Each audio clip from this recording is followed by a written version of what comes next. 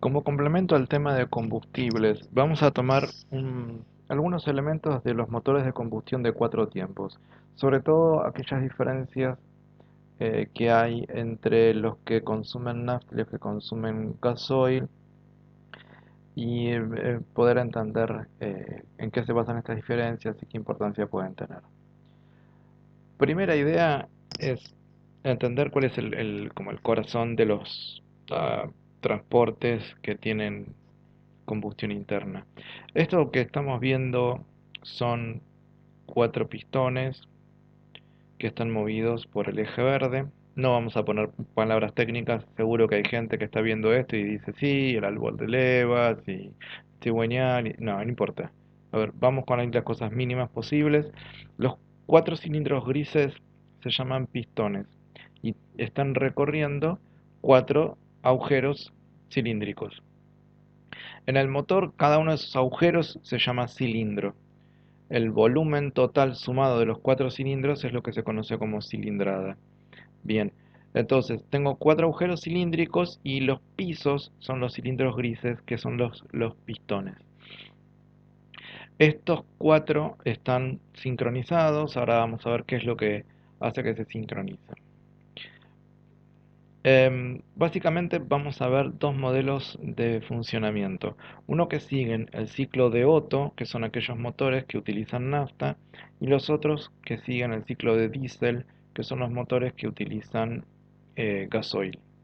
Vamos a arrancar primero con los motores del ciclo de Otto. Recorramos un poco, a ver, lo que les mostraba recién, tenemos una parte que es el cilindro, ¿sí? El cilindro era el hueco ese cilíndrico, todo este espacio de acá. Esto es el pistón. El pistón está movido por una parte de articulaciones, ¿sí? El eje verde lo tenemos acá. Este pistón es el que sube y baja por dentro del cilindro. Además de eso tenemos tres orificios. Por un lado tenemos un orificio de entrada con una válvula de entrada. Esta de acá sería la válvula de entrada, que es la que abre y cierra la entrada de aire mezclado con combustible. Esta entrada de aire mezclado con combustible es una de las características propias del ciclo de Otto. Si recordamos el triángulo de fuego, el aire, que es el que contiene oxígeno, es el comburente, va mezclado directamente con el combustible. O sea que en la entrada ya estamos poniendo dos puntas del triángulo de fuego. Tenemos otro orificio de salida cerrado por la válvula de salida. Por la válvula de salida tenemos la salida de los gases de combustión. Es decir, en este espacio, que se llama cámara de combustión, es donde va a detonar el combustible que estamos haciendo entrar. Una vez que detone, los gases que se producen, que son los gases de combustión, son los que van a retirarse por la salida de gases. Finalmente, en el orificio central se ubica la bujía. La bujía es un dispositivo eléctrico cuya función es generar una chispa. Y la chispa que va a ocurrir dentro de la cámara de combustión es el tercer elemento del triángulo de fuego para que ocurra una combustión, una detonación dentro del cilindro. Bien, vamos a verlo funcionando. Esto ocurre en cuatro tiempos. En el primero se retira el cilindro. En el segundo, el cilindro sube. En el tercero hay una detonación y una expansión. Y en el cuarto tenemos la salida de los gases. A ver, en el primer tiempo desciende el cilindro y entra la mezcla de aire con combustible, se comprimen los gases, actúa la chispa, con la chispa hay una explosión que empuja el cilindro, el pistón hacia abajo y finalmente vuelve a subir para que salgan los gases. Esto se repite indefinidamente. Lo que vamos a hacer es verlo paso a paso. En el primer caso, veíamos que el pistón va a bajar. Cuando baja, aumenta el espacio que tenemos en la cámara de combustión. Se abre la válvula de entrada y entra la mezcla de aire con combustible. A medida que esto baja, va entrando, se llena la cámara de combustión de aire con combustible. Para el segundo tiempo, el pistón empieza a subir. Cuando empieza a subir, las dos válvulas están cerradas. Y acá la presión empieza a aumentar porque está lleno de gases y el pistón empieza a subir, aumenta la presión, el motor ya está caliente, así que acá estamos generando unas condiciones como peligrosas. Ya tengo dos puntas del triángulo de fuego. Al subir el pistón aumenta la presión y la temperatura. Y yo les dije que el calor era uno de los elementos posibles para generar la combustión. Así que en este segundo tiempo, como que se estuvieran dando ya todas las condiciones para que se cierre el triángulo de fuego. En el ciclo de Otto, en este tiempo, es posible que se produzca la detonación, pero no tiene que pasar hasta que no llegue el pistón arriba de todo. O sea, cuando yo te mostraba en el video anterior, el pistón llega arriba de todo, comprime lo más posible y recién entonces aparece la chispa. Bien, en el ciclo de Otto es como un fallo de la técnica. Se generan las condiciones para que el triángulo de fuego detone antes de tiempo.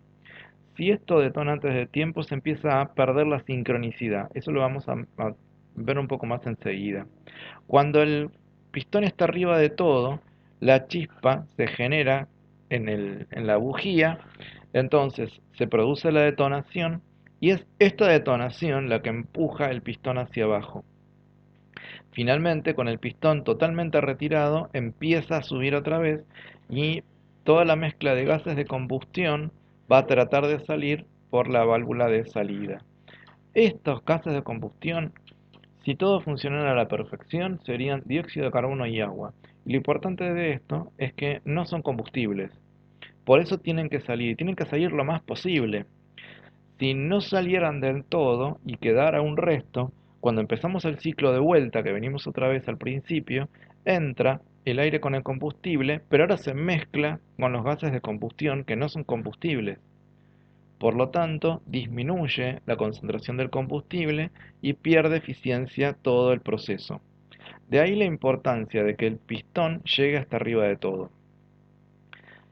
Em, en la salida de gases para que termine de expulsar todo. Ahora, yo te mostré en el primer video que hay 4 cilindros que funcionan en forma sincronizada. Supongamos que estos fueran los 4 cilindros. Si los 4 cilindros están cada uno en un tiempo diferente. Supongamos que estos son 4 cilindros, literalmente, uno en cada tiempo diferente. Imagínate que cuando está subiendo el pistón en el segundo tiempo, se produjera una combustión espontánea. Entonces, este pistón no llega arriba de todo. Como no llega arriba de todo, empieza a bajar antes de tiempo. Y si este baja antes de tiempo, como está sincronizado con los demás, este sube antes de tiempo, este sube antes de tiempo y este baja antes de tiempo. Ninguno de los 4 llega a completar en su totalidad el proceso y esto generaría que vaya bajando la eficiencia de la combustión. Entonces, tenemos un problema de diseño, que es justamente la detonación espontánea. Para eso, ah, bien, acá lo estamos viendo en forma de animación. Me había olvidado que había puesto esta. Entonces, vamos a mirarlo un momento. El rojo es el que está en la fase 3. El negro es el que está en fase 4, que es la expulsión de gases. El azul está en fase 1, que hace la entrada de gas y aire. Bien, esto es lo que yo te decía. Si la detonación ocurriera antes de tiempo, habría una pérdida de sincronización y entonces la combustión y la detonación no serían lo necesariamente eficientes. ¿Qué significa esto? Que se va a perder parte del combustible sin que produzca movimientos del motor y por lo tanto del auto, y que también van a salir por el caño de escape parte de combustible y gases que podrían llegar a ser tóxicos. Para evitar esto es que se produjeron naftas con distinto número de octanos. Los números de octanos, comúnmente conocidos como octanaje, tiene que ver con el poder antidetonante. Esto significa que se le agregan ciertos aditivos que van a evitar que la combustión ocurra en la segunda fase, o sea, antes de tiempo. Cuanto mayor sea el número de octanos, más va a esperar la detonación, lo que se dice que tiene más precisión.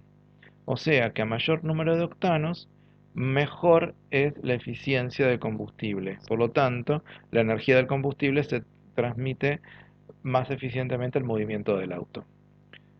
Bien, avanzamos un poco más. Vamos con el otro que es el ciclo de Diesel. El diseño del cilindro y de la cámara son similares. Veamos, tenemos un cilindro. El cilindro que cierra la cámara de combustión. Tenemos un pistón que también sube y baja. Tenemos tres orificios. En el primero, igual que antes, tenemos una válvula de entrada, pero la entrada es solamente de aire, a diferencia del ciclo de Otto que entraba aire con combustible. Acá entra solamente aire. Tenemos una válvula de salida, esta es igual, donde tenemos la salida de gases. La salida es igual para los dos. Y el orificio del centro, que en el otro era el lugar para la bujía, es donde se pone el inyector de combustible. Es decir, que en el ciclo de diésel la entrada de aire y la de combustible van por lugares diferentes. Ok, si vemos todo esto y pensamos en el funcionamiento del anterior, claramente nos está faltando el ignitor. ¿Por qué? Tengo la entrada de aire con el comburente, la entrada del inyector y después una salida. Nos está faltando el ignitor. Bien, cuando estaban en competencia desarrollando los motores, Diesel trató de resolver el problema que se generaba en el ciclo de Otto y hasta que se le ocurrió una idea genial. Dijo, ¿qué tal si en vez de evitar la autoignición, no la provocamos espontáneamente? Entonces, lo que hizo fue diseñar un motor donde se generaran todas las condiciones para que haya una detonación espontánea, pero que ocurriera en el momento adecuado. Vamos a ver cómo funciona. Acá tenemos el funcionamiento.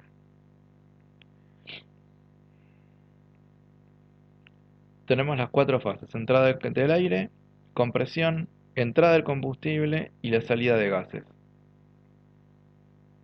Vamos a verlo por fases. La primera se llama igual que en el otro, admisión, pero solamente entra el aire.